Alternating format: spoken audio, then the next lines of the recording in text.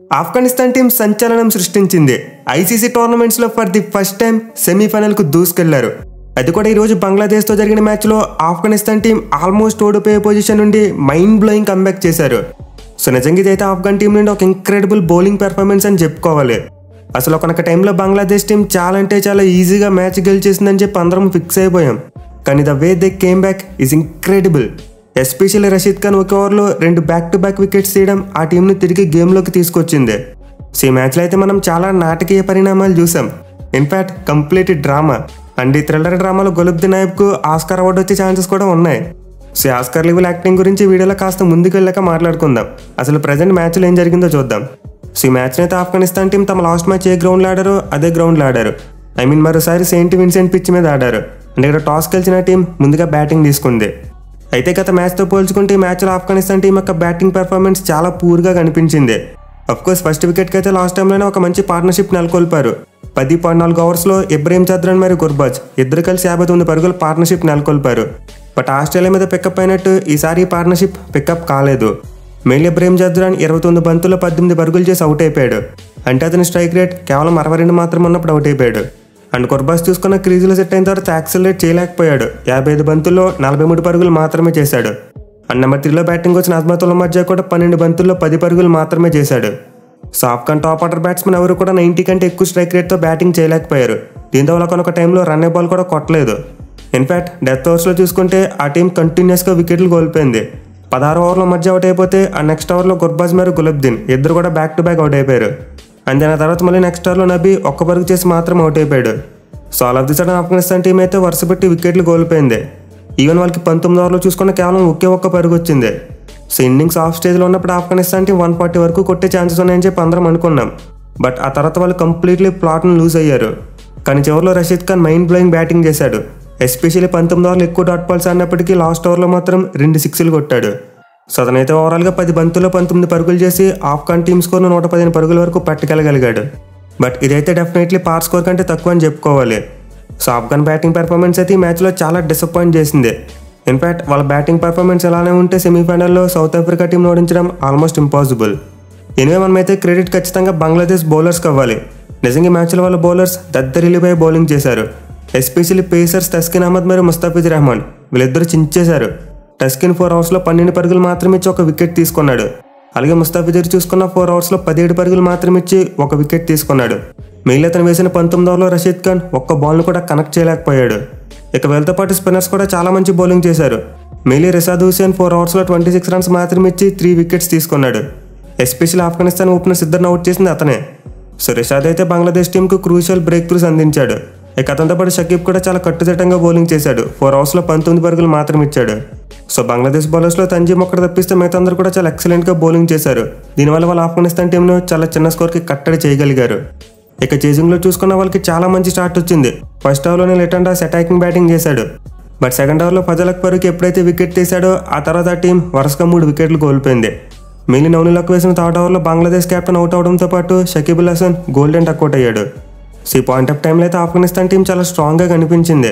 కానీ అలాంటి టైంలో వర్షం కారణంగా ఒక పెద్ద బ్రేక్ వచ్చింది. అండ్ ఆ బ్రేక్ తర్వాత చూసుకుంటే బంగ్లాదేశ్ టీం మెల్లగా కోలుకుంది. ఎస్పెషల్లీ ఒక ఎండ్లో లిటన్ దాస్ చాలా మంచి బ్యాటింగ్ చేశాడు. అదర్ ఎండ్లో ఉన్న బ్యాట్స్మెన్ స్ట్రగుల్ అవుతున్నప్పటికీ అతను మాత్రం బంగ్లాదేశ్ టీం ఈజీగా గెలిపించేలా కనిపించాడు. మెయిన్లీ మ్యాచ్లో బంగ్లాదేశ్ టీం కనుక టార్గెట్ను 12.1 ఓవర్స్లో కొట్టగలిగితే వాళ్ళకి సెమీస్కి వెళ్ళే ఛాన్స్ ఉంది. కానీ ట్రాజడీ ఏంటంటే బంగ్లాదేశ్ టీం దీని గురించి ట్రై చేయలేదు. అఫ్కోర్స్ హృదయ్ మరి లిటన్ దాస్ ఆడుతున్నప్పుడు ఆ ఇంటెంట్ కనిపించింది. బట్ ఎప్పుడైతే హృదయ్ అవుట్ అయ్యాడో ఆ తర్వాత బంగ్లాదేశ్ టీం కంప్లీట్లీ ఇంటెంట్ను కోల్పోయింది. వాళ్ళు సెమీస్లోకి వెళ్ళడం కోసం అసలు ఎక్కడ కూడా ట్రై చేయలేదు. ఇదైతే చాలా వియర్డ్గా అనిపించింది. అది ఇదే పొజిషన్లో ఏదైనా వేరే టీం ఉండుంటే వాళ్ళు ఖచ్చితంగా ట్రై చేసేవాళ్ళు. ఎందుకంటే 12 ఓవర్స్ తర్వాత బంగ్లాదేశ్ టీం మ్యాచ్ గెలిచిన పెద్దగా యూజ్ ఏమీ ఉండదు. వాళ్ళకి పర్సనల్గా ఎలాంటి లాభం ఉండదు. ఆస్ట్రేలియా వాళ్ళు సెమీఫైనల్కి వెళ్తారు. సో దీన్ని దృష్టిలో పెట్టుకుని బంగ్లాదేశ్ టీం ఇంకా అగ్రెసివ్గా ఆడుంటే బాగుందును. బట్ వాళ్ళు మాత్రం కంప్లీట్లీ సెమీస్ మీద ఆశలు వదిలేసుకున్నారు. పోనీ మ్యాచ్ అయినా గెలిచారనుకుంటే అది కూడా లేదు. బట్ ఎనివే ఈ మ్యాచ్ 12 ఓవర్లో ఒక ఫన్నీ సంఘటన చోటు చేసుకుంది. అదేంటంటే 11.4 ఓవర్స్ ముగిసేసరికి బంగ్లాదేశ్ టీం స్కోర్ 7 వికెట్ల నష్టానికి 81 పరుగులు. అండ్ ఈ టైంలో వాళ్ళు డిఎల్ఎస్ పార్ స్కోర్ కంటే 2 పరుగులు వెనకబడి ఉన్నారు. అంటే వర్షం వల్ల మ్యాచ్ రద్దు అయితే బంగ్లాదేశ్ టీం 2 పరుగుల తేడాతో మ్యాచ్ను కోల్పోతారు. సో ఎగ్జాక్ట్లీ అనే టైంలో వర్షం రావడం మొదలైంది. అండ్ బౌండరీ లైన్ దగ్గర నుండి ఆఫ్ఘనిస్తాన్కి వచ్చి జొనాథన్ ట్రాట్ తన టీంకి సిగ్నల్ ఇచ్చాడు.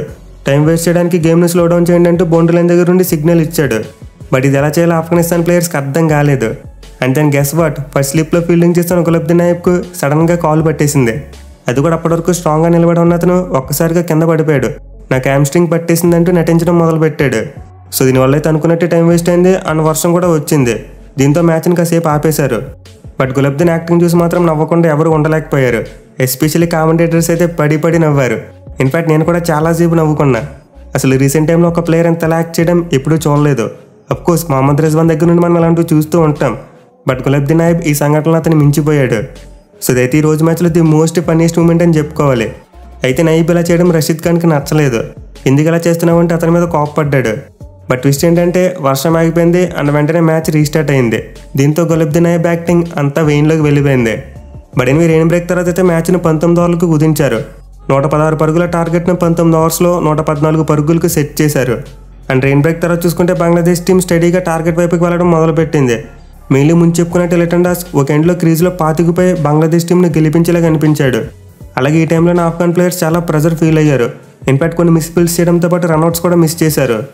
సో మెల్లగా బంగ్లాదేశ్ టీం అయితే మ్యాచ్ని గెలిచేలా కనిపించింది. బట్ సరిగ్గా ఇలాంటి టైంలో ఒక 8th వండర్ చూసాం. అదేంటంటే గులాబుద్దీన్ నాయబ్ వెంటనే తన లెగ్ ఇంజరీ నుంచి కోలుకొని బౌలింగ్ చేయడానికి వచ్చేసాడు. సో గ్రౌండ్ నుంచి బయటికి వెళ్ళడానికి కనీసం నడవలేని స్థితిలో ఉన్న గులాబుద్దీన్ నాయబ్ ఆ తర్వాత మాత్రం 20 మినిట్స్ గ్యాప్లో తిరిగి వచ్చి బౌలింగ్ చేశాడు. అండ్ అతను బౌలింగ్కి రాగానే రెండో బాల్కి బ్రేక్ త్రూని కూడా అందించాడు. సో నిజంగా ఈ మ్యాచ్లో గులాబుద్దీన్ నాయబ్ ఒక థ్రిల్లర్ డ్రామా అయితే చూపించాడు. బట్ అగైన్ మళ్ళీ బంగ్లాదేశ్ టీం ఎక్కడ కూడా విశ్వాసం కోల్పోలేదు. వాళ్ళు స్లోగా సింగిల్స్ తీస్తూ టార్గెట్కు క్లోజ్గా వచ్చేశారు.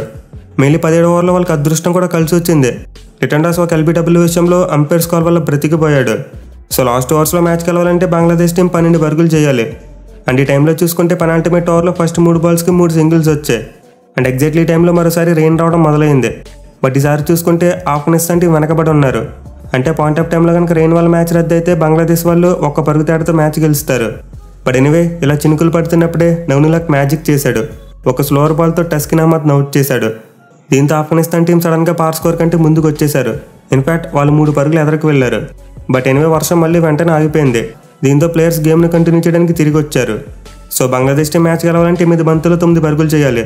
అండ్ ఆఫ్ఘనిస్తాన్ టీంకు 1 వికెట్ చాలు. సో ఈ టైంలో అయితే వాళ్ళ bowling consultant Dwayne Bravo short బాల్కి ఫీల్డింగ్ని సెట్ చేయించాడు. కానీ నవనులాక్ చాలా తెలుగుగా దాన్ని బ్లఫ్ చేస్తూ ఒక ఫుల్లర్ లెంత్ బాల్ వేశాడు. అండ్ ఇది ఆడలేక ముస్తాఫిజుర్ రహమాన్ ఎల్బీడబ్ల్యూకి అవుట్ అయ్యాడు. సో లాట్స్ ఆఫ్ డ్రామా మధ్య అయితే ఈ మ్యాచ్ను ఆఫ్ఘనిస్తాన్ టీం కేవలం 8 పరుగుల తేడాతో గెలుచుకుంది. మెయిన్లీ మ్యాచ్లో మనం ఆఫ్ఘన్ బౌలర్స్ అయిన నవనులాక్ మరియు రషీద్ ఖాన్ వీళ్ళిద్దరికీ చాలా క్రెడిట్ ఇవ్వాలి. ఇద్దరు కూడా తలో 4 వికెట్స్ తీసి ఆఫ్ఘనిస్తాన్ టీంను ఒంటి చేత్తో గెలిపించారు. ఎస్పెషల్లీ రషీద్ ఖాన్ 11 ఓవర్లో బ్యాక్ టు బ్యాక్ వికెట్స్ తీశాడు. అండ్ ఇక్కడ నుండి గేమ్ కొంతవరకు ఆఫ్ఘనిస్తాన్ వైపు మళ్ళడం మొదలుపెట్టింది. అలాగే చివరిలో చూసుకుంటే నవనులాక్ ది మోస్ట్ ఇంపార్టెంట్ టైంలో వరుసగా 2 వికెట్లు తీసి ఆఫ్ఘనిస్తాన్ టీంకు మ్యాచ్ని గెలిపించి పెట్టాడు. సో ఈ మ్యాచ్లో అయితే రషీద్ ఖాన్ 4 ఓవర్స్లో 23 రన్స్ మాత్రం ఇచ్చి 4 వికెట్స్ తీసుకుంటే నవనులాక్ 3.5 ఓవర్స్లో 26 రన్స్ ఇచ్చి 4 వికెట్స్ తీసుకున్నాడు. అలాగే తనతో పాటు గులాబుద్దీన్ నాయబ్ మరోసారి మైండ్ బ్లోయింగ్ బౌలింగ్ చేశాడు.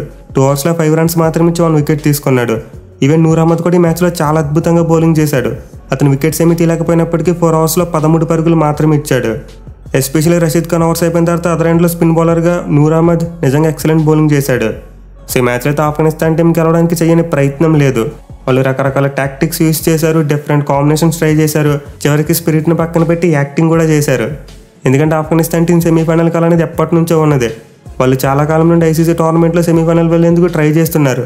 బట్ అది కుదరట్లేదు. కానీ ఈసారి మాత్రం సాధించారు. సో ఇప్పుడైతే మన గ్రూప్లో టీమిండియాతో పాటు ఆఫ్ఘనిస్తాన్ టీం సెమీఫైనల్కి వెళ్ళింది. అండ్ ఆస్ట్రేలియా వాళ్ళు అఫీషియల్గా ఎలిమినేట్ అయిపోయారు. ఇక సెమీఫైనల్ స్కెడ్యూల్ చూసుకుంటే ఫస్ట్ సెమీఫైనల్ ఆఫ్ఘనిస్తాన్ మరియు సౌత్ ఆఫ్రికా జట్ల మధ్య జరగబోతుంది.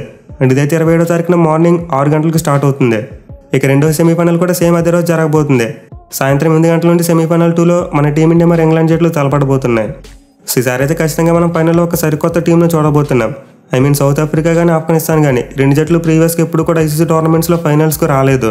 దీంతో 2 జట్లు ఏదో ఒక జట్టుకు ఒక డ్రీమ్ టూర్ కమ్ సీజన్ కాబోతుంది. చూడాలి మరి సెమీఫైనల్స్లో ఏ టీమ్స్ రాణించి ఫైనల్స్లో తలపడతాయి అనేది.